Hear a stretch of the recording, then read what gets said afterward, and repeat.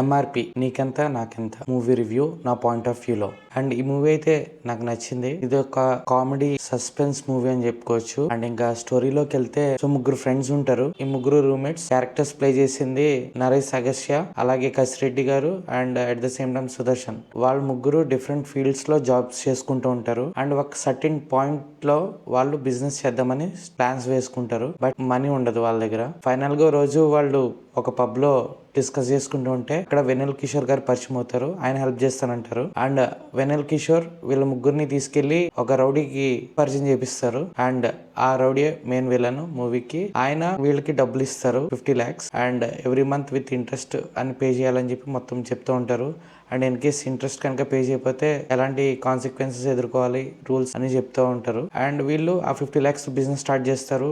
బాగానే వెళ్తూ ఉంటుంది. వాళ్ళు బిజినెస్ చేసే లొకేషన్ కూల్ చేస్తారు. అండ్ వీళ్ళు ఒక ఎస్ఐ దగ్గరికి వెళ్తారు కంప్లైంట్ ఇవ్వడానికి. అండ్ ఆ ఎస్ఐ క్యారెక్టర్ పెర్ఫామ్ చేసింది మన చైతన్య జనరల్ గడ్డ గారు. లైక్ డిజెటిలు బ్రదర్ అనమాట. స్టోరీ చెప్పమంటారు. వీళ్ళంతా మొత్తం జరిగిందంతా చెప్తారు. చెప్పిన తర్వాత ఇక్కడ మెయిన్ ఏంటంటే డబ్బు తీసుకున్న టైం అయిపోతూ ఉంటుంది. అండ్ ఆ మంత్ కి ఇంట్రెస్ట్ కట్టలేక ఆ రౌడీతో కట్టలేమని చెప్తూ ఉంటారు. And at the same time వాళ్ళ ఫాదర్ చనిపోతారు. విలన్ వాళ్ళ ఫాదర్ యొక్క డెడ్ బాడీ ఎవరు కిడ్నాప్ చేస్తారు. సో విలన్ ఆఫర్ ఇస్తాడు. లైక్ ఎవరైతే వాళ్ళ నాన్నగారు డెడ్ బాడీని కనిపెట్టి తీసుకొస్తారో వాళ్ళకి ఆ తీసుకునే అమౌంట్ ని మాఫీ చేస్తానని చెప్తారు. అసలు ఆ డెడ్ బాడీని ఎవరు కిడ్నాప్ చేశారు, ఫైనల్ గా డెడ్ బాడీ దొరికిందా లేదా, అండ్ వీళ్ళ మనీ అనేది మాఫీ అయిందా లేదా, ఇవన్నీ తెలుసుకోవాలనుకుంటే మీరు ఖచ్చితంగా మూవీ అయితే చూడాల్సిందే. మాక్సిమం అంతా కామెడీతోనే వెళ్తూ ఉంటుంది.